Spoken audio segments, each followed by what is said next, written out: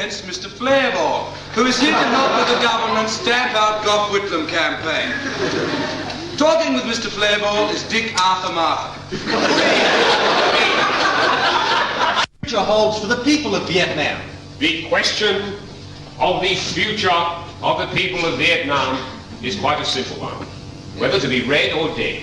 Quite simple, red or dead. And we, of the Australian government, prefer them dead. And yet, didn't President Johnson himself say that he was willing to go anywhere, anyhow, and anytime? That, my boy, is because he has a weak bladder. Speaking of Vietnam, America's defence policy has rested largely on the shoulders of one man, Mr. Robert McNamara. Yes, it's been McNamara's one-man band. To comment tonight, we have chicken sector, Mr. Keg Wormholder from our baoons. Mr. Wormholder, I believe you're a sole owner of a one-man band. It's very big on the pop scene in Tasmania at the moment. Yes, that's right. I believe you've had a wide range of musical experience. Yes, I once played under Sir Thomas Matthews. I fell off the curb in the middle of a number right under his car.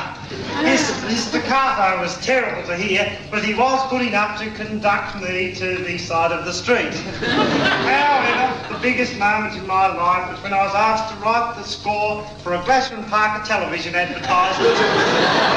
Do you always play alone? Oh, no, me and my brother X sometimes plays together. He plays this Hungarian Rhapsody on a Volkswagen gearbox.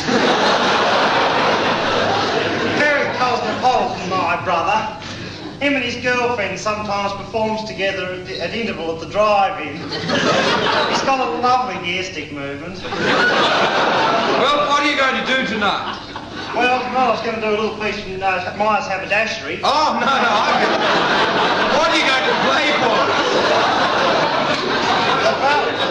I was going to play the 1812 Overture by Tchaikovsky. I also had a little bit of trouble last week and bent me cannon. So instead, I'm going to play Blue Danube by Joanne Straws.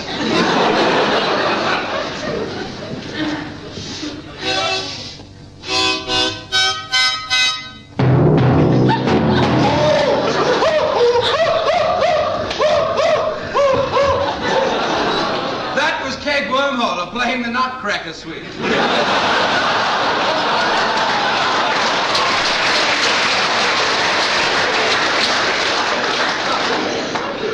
At the Georgetown Methodist Church Hall this week, there is an old Tasmanian production of William Shakespeare's Hamlet. Reviewing the opening night last night is that well-known commentator, Mr. Monkey Hands. Well, last night I saw one of the gamest performances I've ever seen from a team of Never Say guys. All go, these blokes all away. From go to low, it must have been the ghost of old Snowy Hamlet out there moving the team along.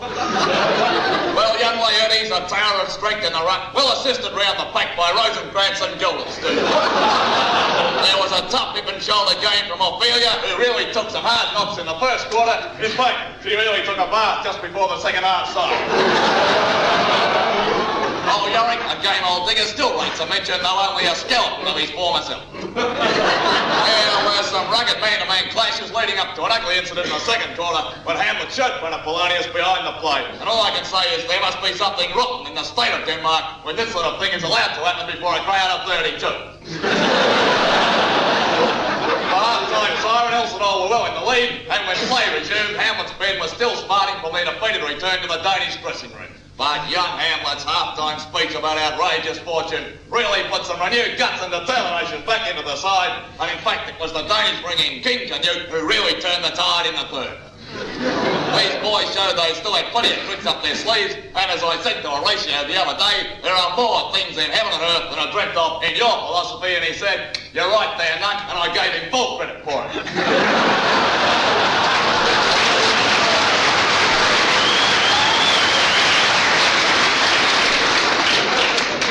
Claudius had a a bit of difficulty getting into the play in the last quarter and had to leave the ground before the final siren. And it's nice to see Queen Gertrude there, who hasn't missed a game in 37 years. Good on you, love. This is the sort of support the players really need.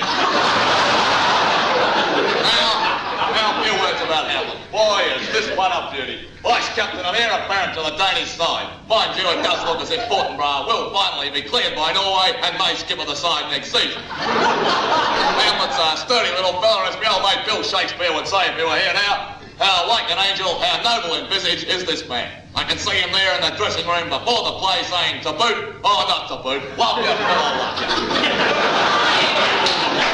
The last few minutes of the game, we saw a hard, fast, clean play-on style of game after the bloodbath of a few minutes earlier, and when the siren finally sounded, the scoreboard showed 5-1-31 to 3-2-20. Next week, the big clash will be at the Coliseum, where the Lions, with their rough-and-tumble style of play, should have it all over the Christians, who have been badly out of training since Easter. Back to you.